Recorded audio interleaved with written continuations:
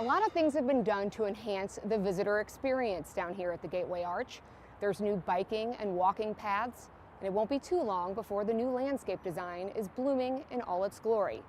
But there's a lot of buzz about what's happening underneath the arch, and I got a sneak peek.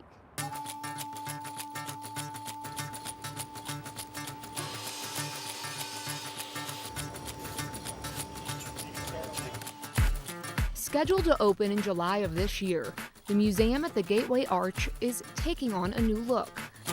Often, when we think of a museum, especially one with an historical context, old comes to mind.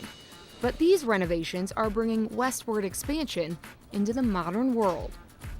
So no longer are museums a showcased event for looking at exhibits and hearing esteemed scholars share history from a single perspective.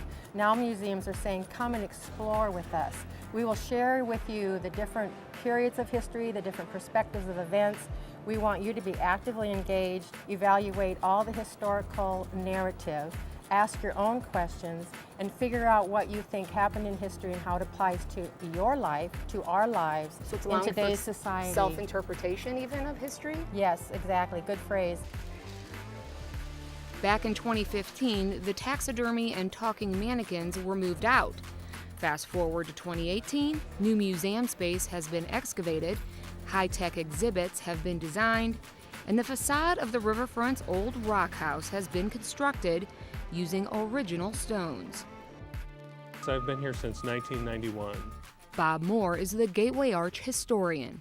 Some of the rocks were saved from the old building. We had the windows and the shutters and other components of it that were all reused in this reconstruction. It's pretty amazing that somebody thought, oh, we should keep this.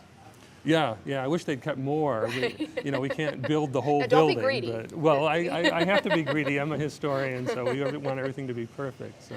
The rock house was built in 1818 and is St. Louis's oldest architectural feature, our oldest building. It was taken down in 1959. It was disassembled as that property was needed for the railroad and lovingly stored in pieces in the basement of the courthouse all these years, with the hope that someday it might be reconstructed. And here it is today, fully reconstructed to demonstrate the riverside of the facade. The previous museum attempted to tell the entire history of westward expansion, but it left out the history of St. Louis and the contribution this city made to it. That omission has been corrected.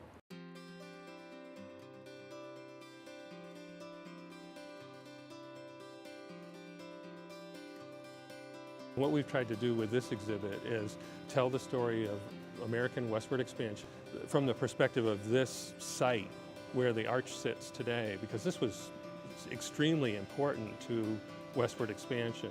This was where the city of St. Louis started. The old French community was here.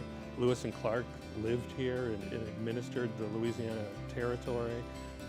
This was where the covered wagon pioneers outfitted for their trek westward. Moore designed a model of the St. Louis riverfront in its heyday, and a storefront using original cast iron columns has been erected. We're reconstructing a building front and giving people an idea of what it would have been like to walk down the street in St. Louis at a particular point in time. Do you think that when people see this and they see how this was, that it might make them a little sad that we're not as bustling and robust a city as we once were? Well, it may. I think we're bustling and robust in a different way. It's just that things have shifted where things are bustling, and what the importance of the city has just changed over time. This exhibit will also showcase the French that lived here in the early colonial days. They're building an entire house inside the space, bringing attention to the unique French building style, using vertical log construction and Norman trusses. This is a French colonial Creole style cabin. Stephen Jenkins works for the Historic Preservation Training Center and is an exhibit specialist with the National Park Service. We base this off of a building in St. Genevieve that's one of only 3 or 4 left in existence. So that's what we're trying to interpret with this structure. Museum curators have evaluated history with a wide-view critical analysis by consulting with tribal neighbors, different ethnic groups, and diverse cultural backgrounds. I am most excited about the fact that this place is going to become a thriving teaching and learning community. We want this not to be a place where people just come and browse through and read what other people have written. We want this to be a place where people contribute to the current story and the current analysis and participate in some way to share their perspective to today's generation as well as generations of the future.